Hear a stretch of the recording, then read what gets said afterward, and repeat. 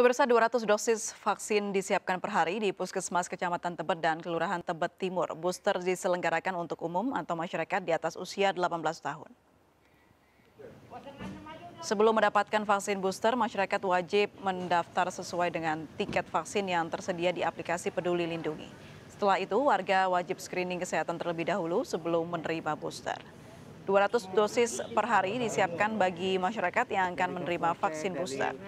Vaksinasi booster di kawasan ini sudah berlangsung setiap hari dari pukul 8 hingga 12 siang.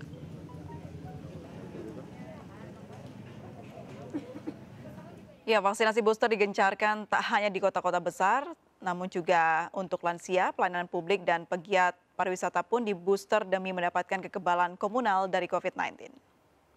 Betul.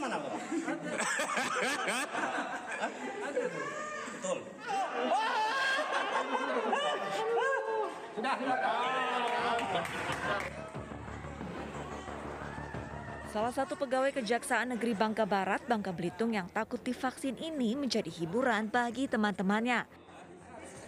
Aksinya yang awalnya menolak dibujuk dua temannya agar mau divaksin. Ya, demi mendapatkan kekebalan komunal, vaksinasi dosis ketiga atau booster mulai digencarkan ke seluruh instansi dan daerah di Indonesia. Salah satunya adalah Kejari. Pegawai Kejari yang sudah divaksin diharapkan bisa memberikan rasa aman dalam pelayanan publik ke masyarakat.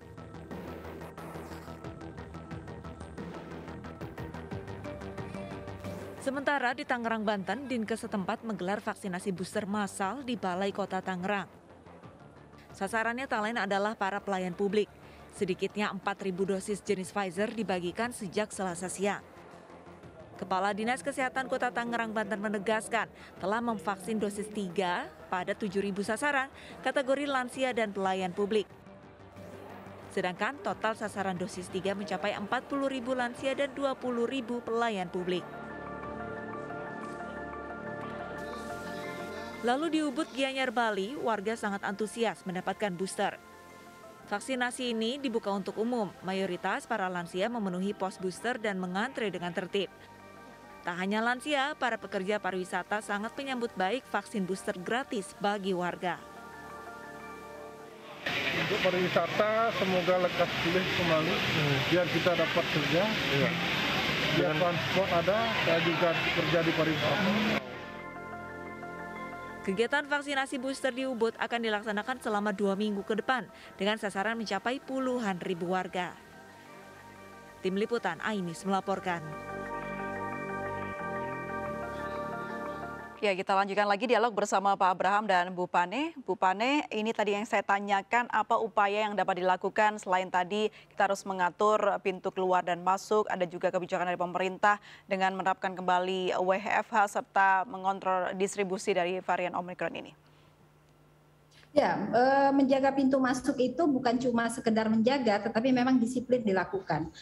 Cukup banyak persoalan di pintu masuk kita itu yang menyebabkan kemudian kasus itu merembes jauh ke komunitas. Antara lain pertama diskresi, kemudian yang kedua pungutan liar yang beberapa waktu itu sering diberitakan. Lalu yang ketiga itu juga ketidakdisiplinan ya di dalam menjalankan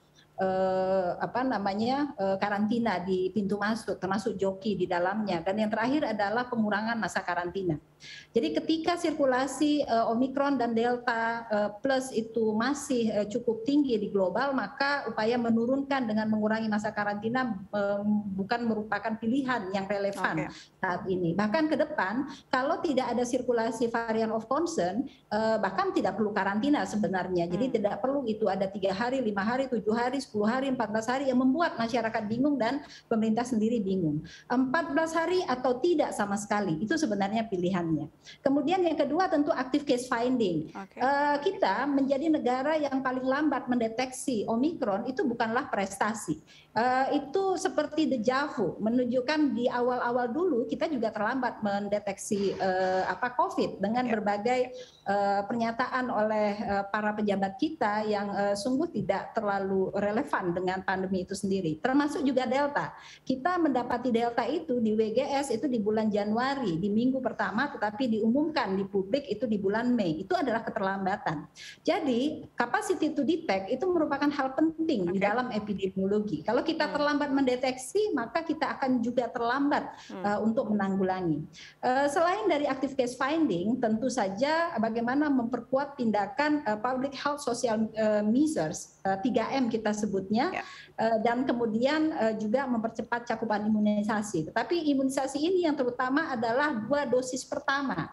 Kalau booster, ya, kalau peningkatan kasus eksponensial, booster memang dibutuhkan, tetapi pada kelompok berisiko tinggi. Tetapi selama masih terkontrol, maka sebenarnya mencapai 70% populasi divaksinasi lengkap itu menjadi fokus. Dan sebenarnya sederhana saja, jika semua intervensi itu efektif dilakukan, maka tidak akan terjadi peningkatan kasus di komunitas dan Omikron itu tidak akan menyebar ke banyak tempat.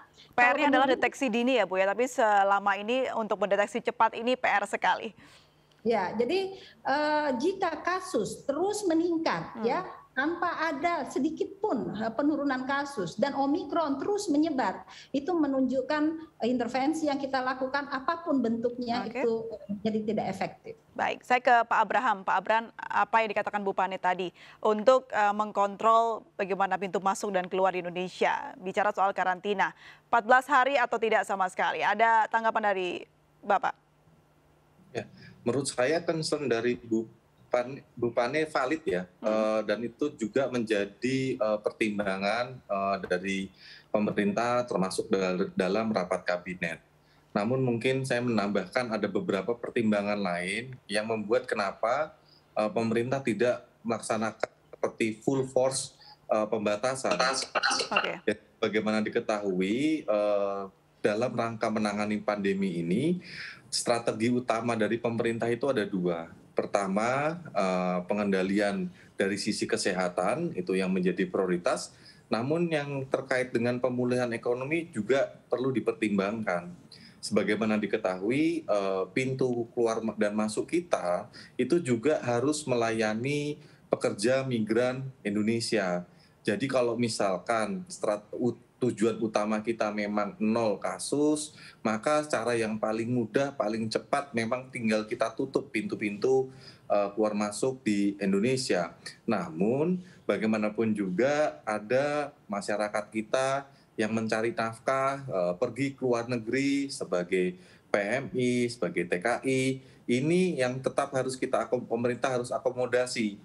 Termasuk juga soal bagaimana masuknya Omikron ke Indonesia. Tadi sebagaimana saya ulang, dengan pengetatan pintu keluar dan masuk Indonesia, Indonesia itu termasuk negara yang terakhir-terakhir ini kemasukan Omikron. Lebih dahulu itu negara-negara maju dengan segala sumber daya mereka juga kecolongan kemasukan Omikron.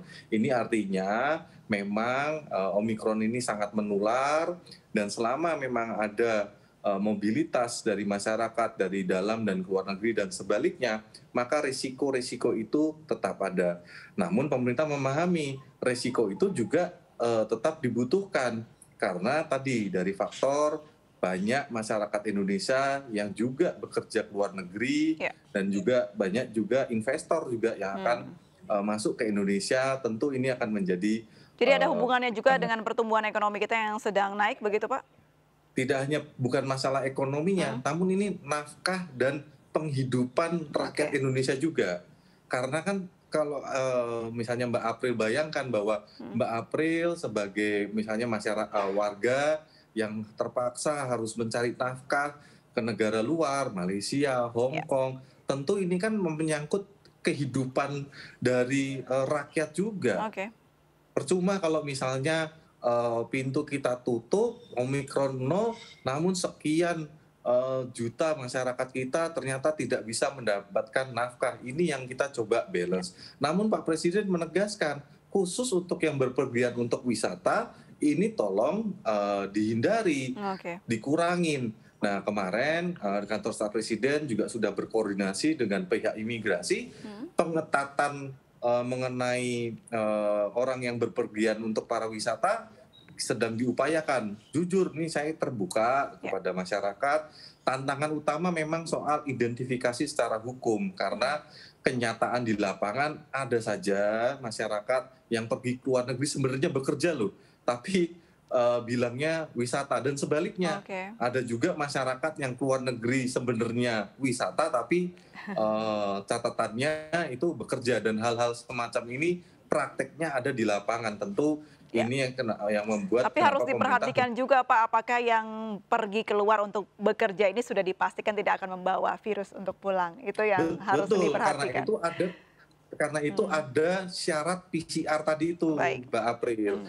Dan syarat PCR ini berbeda loh. Kalau negara lain masuk ke negaranya dia nggak perlu PCR. Negara Indonesia berhati-hati. Begitu sampai bandara di PCR, lalu juga dilakukan karantina. Sebelum keluar dari karantina, di PCR lagi. Itu dalam rangka kita meminimalkan angka penularan dari luar negeri. Tapi jadi ada double check ya Pak yang dilakukan oleh pemerintah kita. Betul. Kalau pengen nol paling gampang memang kita tutup, Mbak April. Tapi itu tentu akan sangat berat, terutama bagi berdampak pada banyak sektor ya Pak ya. Baik. Pak Abraham Wirotomo, terima kasih banyak sudah bergabung dan berbincang bersama kami, tenaga ahli utama Kantor Staf Presiden, dan Ibu Mas Dalina Pane, Kepala Bidang Pengembangan Profesi Perhimpunan Ahli Epidemiolog Indonesia. Selamat sore, salam sehat Bapak dan Ibu. Selamat sore. Mirsa, kami akan segera kembali usai jeda berikut, tetaplah bersama kami di MNC News.